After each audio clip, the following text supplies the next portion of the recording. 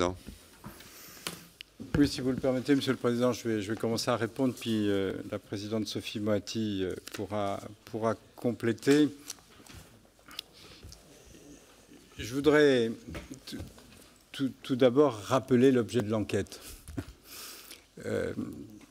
L'enquête aura notamment pour objectif de procéder à une analyse de l'existant en matière de droit d'inscription dans les établissements publics d'enseignement supérieur, d'analyser différentes options pour l'évolution à venir des droits d'inscription. Donc c'est vrai que nous ne traitons pas de tous les sujets, parce que ce n'était pas l'objet de l'enquête.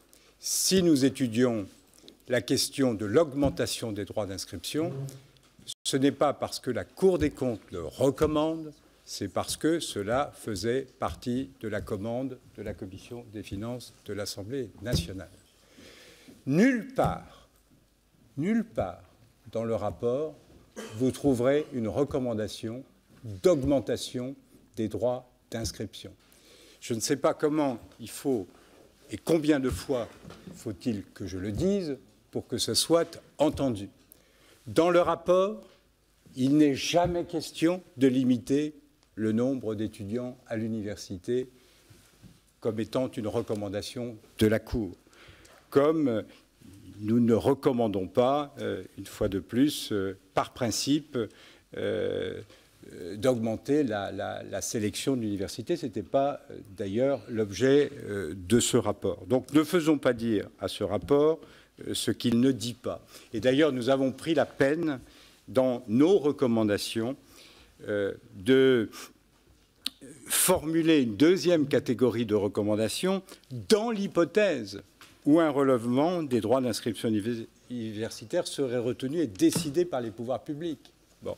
Mais pour pouvoir être éclairé et débattre de l'ensemble de ces questions, c'est pas mal, je trouve, de pouvoir étudier l'ensemble des scénarios, et c'est ce que fait ce rapport. Après, il vous appartient d'en décider. De la même façon que si je ne réponds pas à la question sur une appréciation apportée sur la décision du gouvernement d'augmenter les droits d'inscription en direction des étudiants étrangers, c'est parce que je ne m'en reconnais pas le droit. Je n'ai pas à apprécier en opportunité une décision prise par les pouvoirs publics au moment où elle est prise. D'ici quelques années, nous aurons vraisemblablement à en apprécier l'impact, les effets. Mais le rôle de la Cour n'est pas de porter un jugement en opportunité sur une décision prise par les pouvoirs publics, que ce soit le gouvernement ou que ce soit le Parlement. Donc je continuerai de ne pas répondre à votre question, même si je peux dire à Madame Pires-Beaune qu'effectivement, le respect des conventions internationales doit être la règle. Bon, donc les droits d'inscription ne peuvent concerner, bien sûr, que les étudiants dans les pays qui ne sont pas régis par des conventions internationales de réciprocité. Sinon, vous ne pouvez pas prendre en tout cas de décision unilatérale. À ce moment-là, ça nécessite de réviser ces conventions internationales. Mais ça, je peux vous faire cette réponse parce qu'il s'agit d'une réponse de droit par rapport à une question précise soulevée. Sur l'impact sur le nombre d'étudiants, d'ailleurs, que ce soit les étudiants étrangers ou sur les étudiants français, l'impact d'une décision d'augmentation du droit d'inscription. Tout dépend, bien sûr, du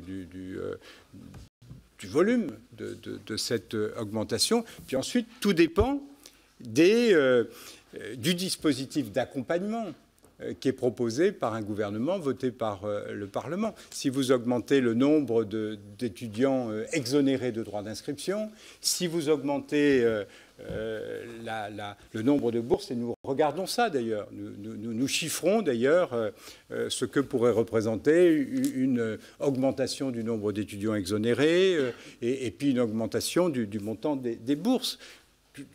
L'impact sur le nombre d'étudiants, obligatoirement, est dépendant, bien sûr, du dispositif d'accompagnement qui peut être pris par les pouvoirs publics. Voilà ce que je souhaitais préciser. Peut-être que la présidente, sur d'autres